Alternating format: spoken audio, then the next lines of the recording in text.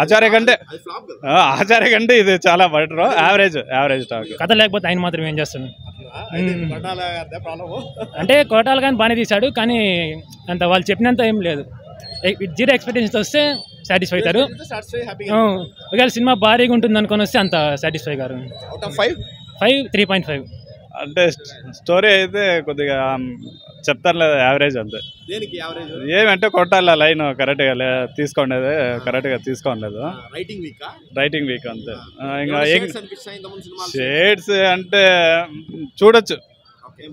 ఆచార్య కంటే ఇది చాలా బెటర్. Average talk. సారే హైలైట్, ఎన్టీఆర్ గారే హైలైట్. అంటే ఆఫ్ కోర్స్ స్క్రీన్ అంతా ఆయన ఉంటాడు, మొత్తం ఆయనే. కథ ఎలా ఉంది? ట్విస్టులు గానీ ఏమన్నా చాలా వండర్ఫుల్ గా ఉంది, చాలా వండర్ఫుల్. అసలు ఆయన హిట్ కి ఇది ఎక్కడికో వెళ్తుంది. ఇది ఇండస్ట్రీ కాదు, ఇంకా అమ్మ మొగుడు, బాస్ అమ్మ మొగుడు.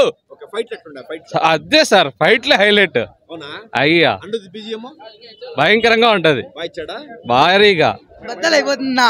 ఈ సినిమా చూసే కిర్రాకుంది. సినిమా కథనా దేవర ఎన్టీఆర్ చూసేనే చాలు, అమ్మో గుమ్స్ బంప్స్ లేసాను ఎట్లా ఇంటికి. ఇద్దరు ఏనా ఇంటి దగ్గర పడినా, కొడుక్కి ఇంటి దగ్గర, తండ్రికి ఇంటి దగ్గర బ్లాక్ బస్టర్ పెట్టినా. జై ఎన్టీఆర్, జై ఎన్టీఆర్. విలన్ సూపర్ నా. అంత సినిమా కథ వరకు సూపర్ గా నచ్చింది. అయితే దీనిలో అయితే ఏం ఇది ఫాల్ట్ ఏం లేదు, సూపర్ గా ఉంది నా. ఎన్టీఆర్ బీజిఎం అయితే అనిరుద్ధ్ బీజిఎం అల్లాడిచ్చాను అట్లే. చాలా బాగుంది. కథ నచ్చిందా? యాక్టింగ్ నచ్చిందా? కొత్తగా ఉంది సినిమా. అంటే ఎప్పుడు చూడండి ఎన్టీఆర్ నుంచి వెరైటీగా ఉంది. తర్వాత ఎన్టీఆర్ రావడం ఇప్పుడే. అవును, ఎంత పెద్ద హిట్ కొడతాడా?